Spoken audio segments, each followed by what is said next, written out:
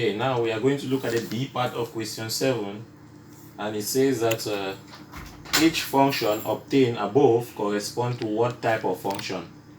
Now, based on this question, I'm going to tell people that we are going to be looking at 3 types of function. We have the types of function, okay? Types of functions. We have basically 3 types of function. Number 1 is called a one-to-one function. One-to-one function. Now, what do you mean by one-to-one function? With one-to-one function, we say a function f of a to b is said to be one-to-one function if no two distinct elements of a have the same image in b. Now, I'll explain for people to understand with an example. Let's take an example that the elements in set A is, let's say, 1, 2, and 3, and the image that it produces is in set Y is equal to 4, 5, 6. Okay, so if we have to come out with the mapping, okay, we have to come out with the mapping. You're going to discover that here we're going to have 1, 2, and 3. This is the set X and this is Y. Here we have 4, 5, and 6. Every element here is called the image, and every element here is called, everything here is called the elements. So all of these are the elements in set X, and these are the image that it produces in set Y. So if we are going to map them, we are mapping the first and the second, the first and the first, the second and the second, the third and the third. So these are like the X coordinate, and these values here are the Y coordinate. So we map the first one, 1 and 4, we have this. We have 2 and 5, we have this. And we have 3 and 6, we have this. So this is called a one-to-one function, okay? Because you see, each element has just one image in the next set. So this is called a one-to-one function, okay? I hope this one is understood. So if we want to finalize our answer, we'll conclude by saying that here we are going to have 1, 4. The next set we are going to have 2, 5.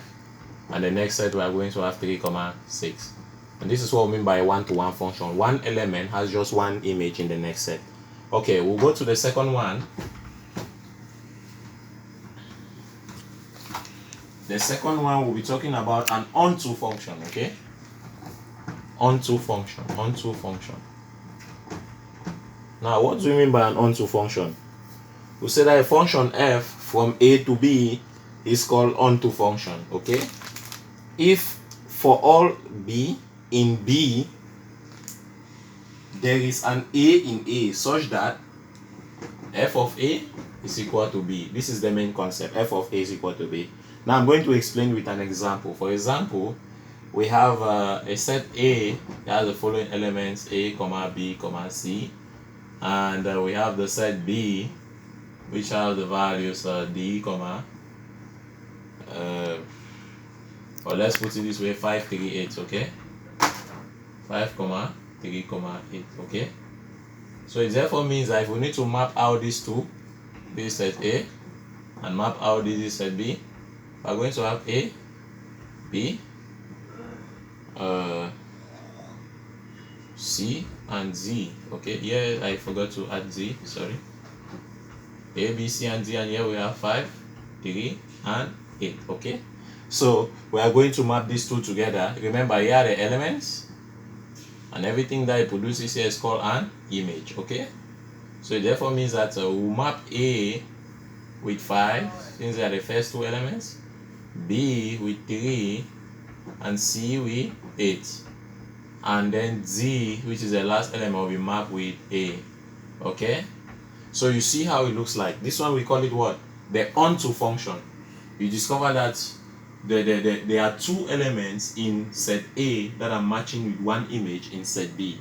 So you discover that A and Z are matching with the value 5. It means that these two values are onto a particular number, okay? So in this case, we call this an onto function. When two elements put in the formula f of A will give us B. We call this an onto element. Now, for example, let's say here the value is 2 and here the value is 3. And we need to put in maybe f of x equal to 2x plus 3, okay? Now what we are saying here is this is the function. If you take 2 and put into this function, it should give you 5. Okay? If you take 3 and put into this function, it will still give you 5. Therefore means that when it's put into this function, it gives us the image. Okay? So we call this an onto function. I hope this point is automatically clear. Okay? So that is what we mean by an onto function. If we want to conclude with this, we are going to have a comma 5, a comma 5, b comma 3, c comma 8, and z comma 5, and that will be the whole values of the set. So the last one is called bijection. Okay, so the first one, remember, one-to-one, the second one onto function, and now the third one is called bijection, a bijection function. So with this one, the bijection function here is a function that has element that contains both one-to-one function and onto function.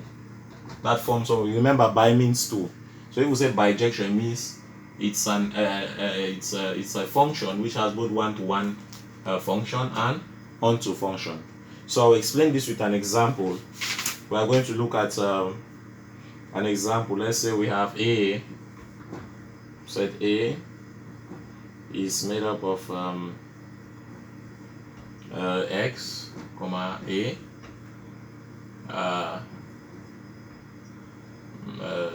y comma b, z comma c. We have something like this. Now we are going to come out with the two. We are going to have the x coordinate values to form the first set. The x coordinate value means if you are plotting on the curve, you have x and y, you will discover that the x value here is 1 and here is 2. The 1 will be found on the x-axis and the 2 will be found on the y-axis. So you can plot this together. Okay, so this is what we mean by the x and y coordinates. So the first values are the x coordinates and the second values are the y coordinates of all the sets. So this therefore means that x, which are the x coordinates, we are going to have the first set, which will be x comma y comma and z. This will be the first set, and the y, we are going to have a comma b comma and c. So these are the two sets. Okay, and then we are now going to map them together. We are going to have something like this. You have x, y, and z, and here you have a, b, and c, and this maps this, this maps this, and this maps this. Okay, so it therefore means that when we look at this, we discover that it has the future of a one-to-one function. Okay, it has the future of a one-to-one function. And remember, the onto function says that f of a should be equal to b. So that is the function now, which therefore means that if we look at it critically, f of x will give us a, f of y will give us b, and f of z will give us c. So this explains this expression which we have here. It therefore means that this function here has a one-to-one function and also has an onto function, and because it has these two expressions, we can call this a bijection function. Okay, so from all the three things I've explained to you people, from what you have seen now, you can go to the function which we have in A, and you choose which of them is one-to-one, which of them is onto function, and which of them is onto function, and which of them is a bijection. So we now move to C. The C part of the question is asking us a very important question that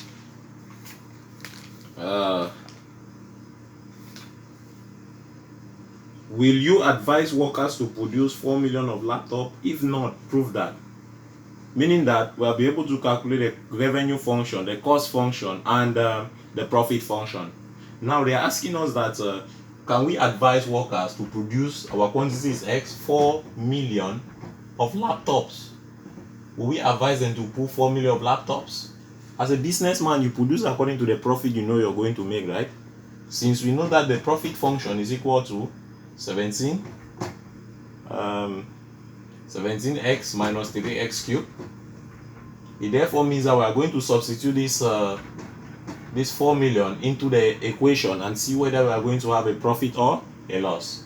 So we'll have a pi of 4 is equal to 17 times 4 plus minus 3 times 4 to the power 2. Okay, 17 times 4, that will give us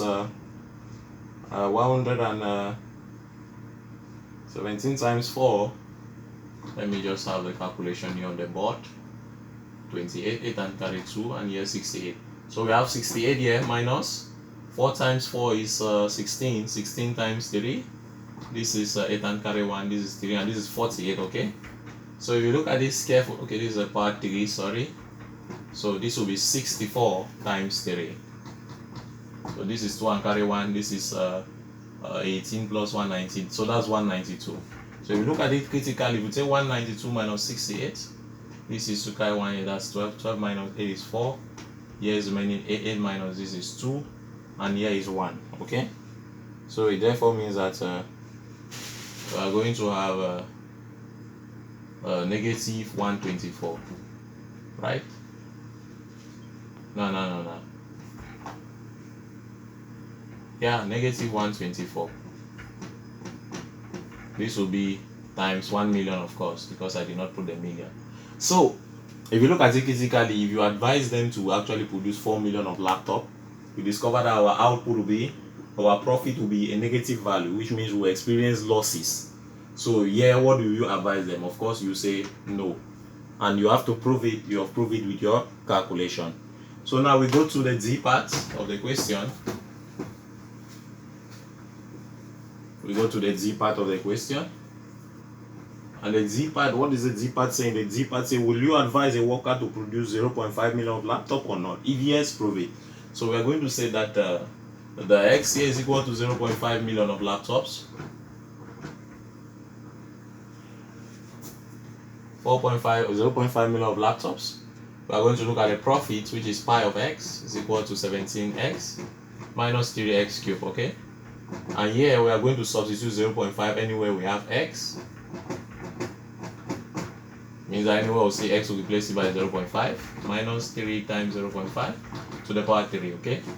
So 17 times 0.5 will have 8.5 minus this to the power cube, that's 0.125 times 3, that should be 0.375. And if you take 8.5 minus this, you have 8.125. Of course, times 1 million, that will give us 8,125,000.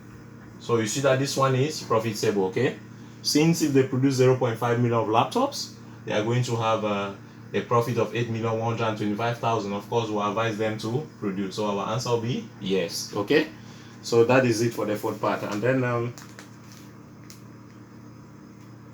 okay, we are going to continue from there in our next edition. Thank you very much.